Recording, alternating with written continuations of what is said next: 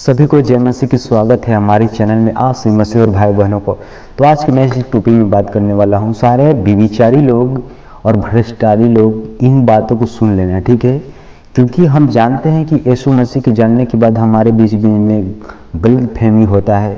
लेकिन इस गलत फहमी जो है तो अपने दिल दिमाग से निकाल देना, क्योंकि यीशु मसीह के पास अगर आए हो तो व्यभिचार को छोड़ना पड़ेगा। मैं आपको 100% बता रहा हूँ, ठीक है, क्योंकि व्यभिचार ऐसा एक पाप है ना जो अपने शरीर के विरुद्ध पाप करता है, ठीक है।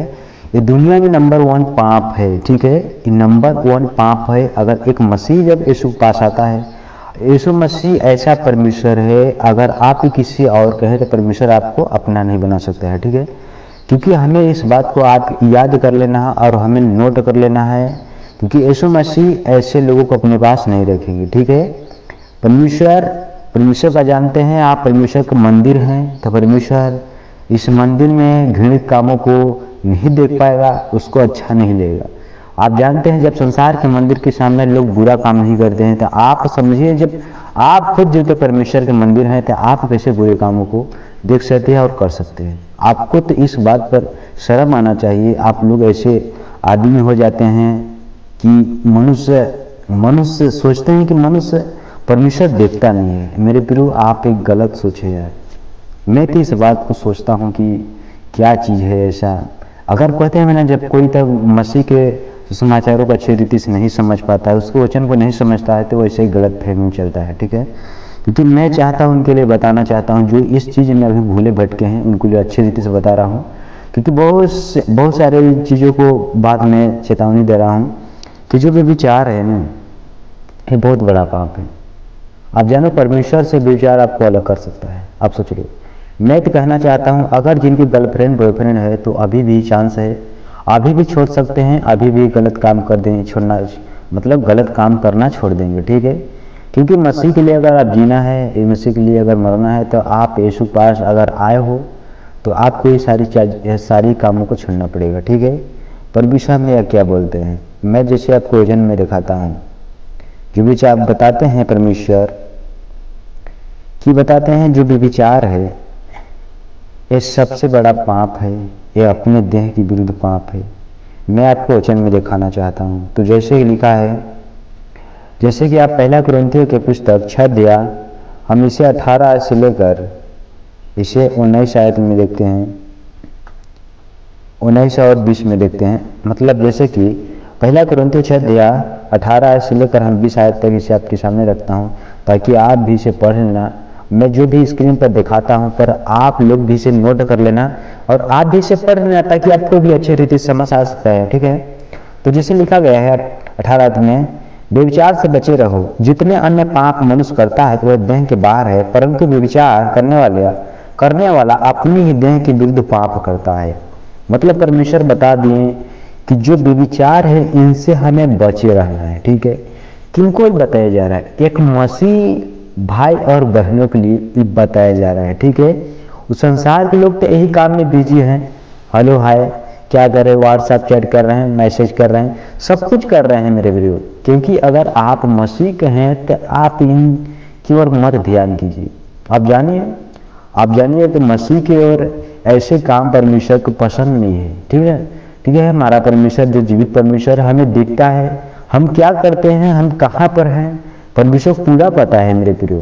क्योंकि आपको भले लगता होगा कि परमेश्वर नहीं दिखता हो, लेकिन मैं आपको बता रहा हूँ अगर आप वचन को पढ़ते होंगे तो आपको डर होगा, आपको भय होगा परमेश्वर का, कि परमेश्वर हमें कहीं देख ना ले। क्योंकि ऐसा अंधेरा घोर अंधकार कहीं नहीं है जिसमें अंधक करने वाले छिप सकते हैं, व्यभिचार करने वाले छिप सकते हैं। क्या सोचते हैं हम दरवाजा बंद करें हैं, हमें लोग नहीं दिखते। अरे लोगों से आप मत डरो ना, लोग क्या करेंगे, लोग कुछ नहीं करेंगे। आप व्यभिचार करेंगे और लोग अच्छा कहेंगे, आपको अच्छा हो।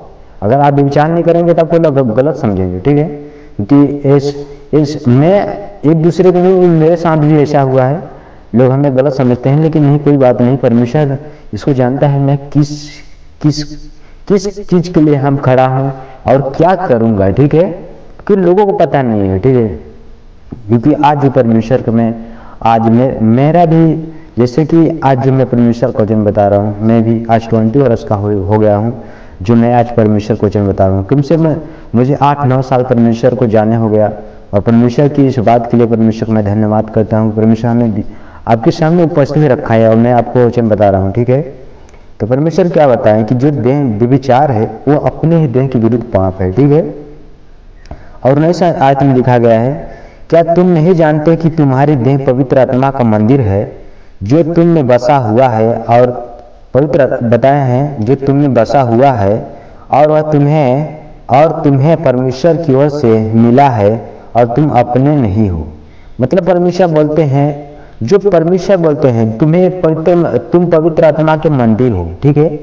परमेश्वर हमें परमेश्वर अपना आत्मा दिया है, ठीक है। परमेश्वर हमें आत्मा दिया है जो हमारे अंदर बसा हुआ है, पवित्र आत्मा।